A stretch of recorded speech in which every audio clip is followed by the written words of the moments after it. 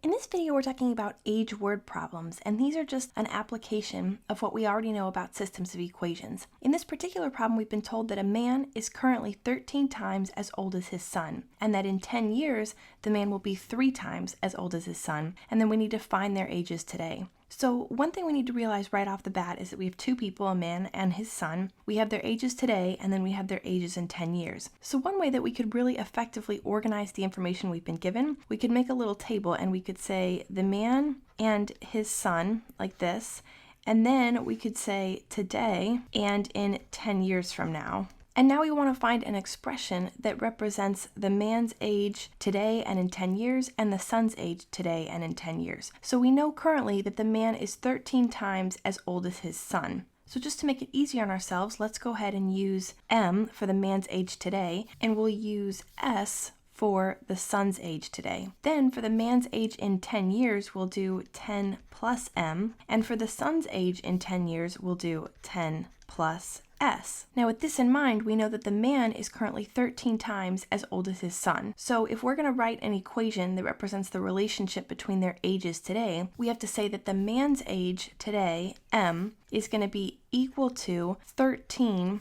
times the age of the son, because remember the man is 13 times as old as his son. So if we're going to write a balanced equation, we have to multiply the son's age by 13 in order to equal the man's age. So we have this first equation, and then we have a relationship between their ages in 10 years. So in 10 years, we know that the man will be 3 times as old as his son. So if we take the man's age in 10 years, 10 plus M, and then we set that equal to 3 times the son's age in 10 years, then we have an equation for the relationship between their ages in 10 years. And this makes sense because in order to write a balanced equation this time, we have to multiply the son's age by 3 in order to get a value that's equal to the man's age, since the man is 3 times as old. So now this is just a systems of equations problem. We have 2 equations defined in terms of 2 variables, and we could go about solving the system of equations in multiple ways. For example, we could take 13s and we could plug it in for M over here. We could simplify this equation and then add the equations together or subtract them from one another. There are lots of ways to go about doing it. Let's go ahead and first simplify this equation. We'll get 10 plus M is equal to, when we distribute the 3 across the 10 plus S, we get 30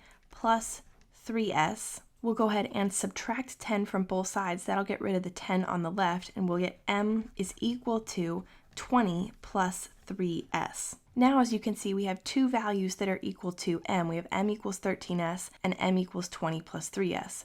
Well, if both of these things are equal to M, then they must be equal to each other. So we can go ahead and take 13S and plug it in for M, and that'll eliminate M, leaving us only with S variables, so 20 plus 3S, and now you can see M's gone and we only have S. Subtracting 3S from both sides to get rid of it over here on the right, we'll be left with 10S is equal to 20, or S is equal to 2. Now with this value S equals 2, we can go ahead and plug it into the equation that we have for M in terms of S over here. So we'll get M is equal to 13 times S, or plugging in S equals 2, 13 times 2. So we say M is equal to 26. So now we have a value for S and a value for M. And remember, in our table up here, we said that the man's age today was M and the son's age today was S. So we can say that today the son is 2 years old and the man is 26 years old. And that fits with our problem because we were told that the man today is 13 times as old as his son, and we know that 2 times 13 is 26.